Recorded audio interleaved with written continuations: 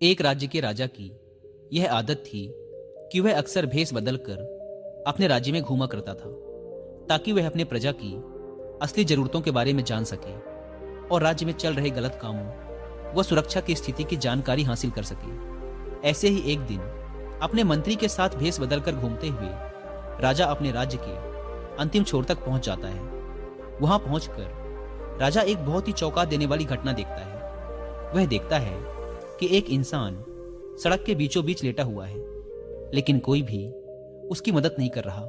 लोग उसके आसपास से निकल तो रहे हैं, लेकिन कोई भी उस पर ध्यान नहीं दे रहा है। यह देखकर राजा खुद ही उस पड़े हुए व्यक्ति की मदद करने जाता है। राजा जैसे ही उस व्यक्ति के पास पहुंचकर उसको उठाने की कोशिश करता है, उसे पता चलता है कि व्यक्ति तो पहले से ही मरा हुआ है। यह देखकर राजा मदद के लिए लोगों को आवाज लगाता है, लेकिन जो भी वहां से गुजरता उस मरे हुए व्यक्ति को देखकर अपना मुंह बनाता और वहां से चला जाता। इस तरह से कोई भी राजा की मदद करने के लिए नहीं रुका। अंत में राजा ने वहां से गुजरने वाले एक व्यक्ति का हाथ पकड़कर उसे रोकते हुए पूछा, मैंने लोगों को इसकी मदद के लिए आवाज लगाई, लेकिन कोई भी इसके पास तक नहीं आया। आखिर ऐसी क्या बात है कि लोग इस व्यक्ति को छूना तक नहीं चाहते? यह सुनते ही उस व्यक्ति ने मुंह बनाते हुए जवाब दिया, सब इसके कर्मों का फल है। यह हमारे नगर का सबसे बड़ा पापी है। इसने अपने पूरे जीवन काल में सिर्फ बुरे कर्म ही किए हैं। यह कहता हुआ वह व्यक्ति भी वहां से चला गया। उस राहगीर के मुंह से ऐसी बातें सुनकर राजा अपने मंत्री की मदद से उस मृत व्यक्ति को उठाता है और लोगों से पता पूछकर उसे उसके घर तक ले जाता है। अपने मृत पति को देखकर उसकी पत्नी जोर जोर से रोने लगती है।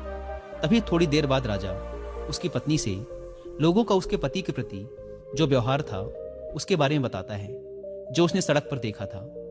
राजा की बातें सुनकर उसकी पत्नी ने अपने पति की तरफ सम्मान भरी दृष्टि से देखते हुए पूरे आत्मविश्वास के साथ कहा, मैं इस बात को अभी सिद्ध कर सकती हूं कि मेरे पति एक बहुत ही अच्छे इंसान थे। यह सुनकर राजा चौंक जाता है और कहता है, लेकिन लोग तो कह रहे थे कि यह एक पापी व्यक्ति है।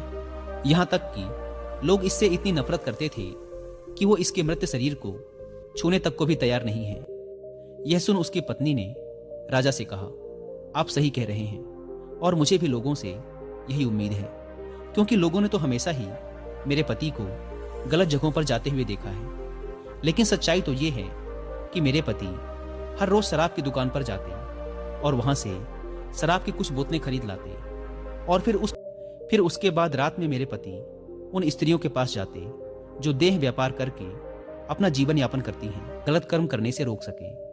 तो लोग अक्सर मेरे पति को ऐसी जगहों पर जाते हुए देखते थे और समझते थे कि मेरे पति शराबी और खराब नीयत के हैं। मैं अक्सर अपने पति से कहती थी कि याद रखना, जब तुम मरोगे तो कोई तुम्हें छुएगा भी नहीं और तुम्हारी अर्थी को भी कोई कंधा देने वाला नहीं होगा। मेरी इस बात पर अक्सर मेरे पति हंस देते और कहते, तुम देखना, मेरी अंतिम यात्रा पर स्वयं राजा और इस शहर के सबसे बड़े और सम्मानित लोग मेरी अर्थी को कंधा देंगे और मेरी अंतिम क्रियाकर्म को पूरा करेंगे। उसकी पत्नी के मुंह से ऐसी बातें सुनकर राजा के आंखों में आंसू आ गए और उसने कहा, मैं ही इस राज्य का राजा हूं और कल सुबह मैं और मेरे मंत्री इसकी आखिरी यात्रा पर इसकी अर्थी को कंधा देंगे और इसका अंतिम संस्कार करेंगे। हम भी अक्सर यही सोचते हैं कि लोग क्या कहेंगे, और अपनी इस सोच की वजह से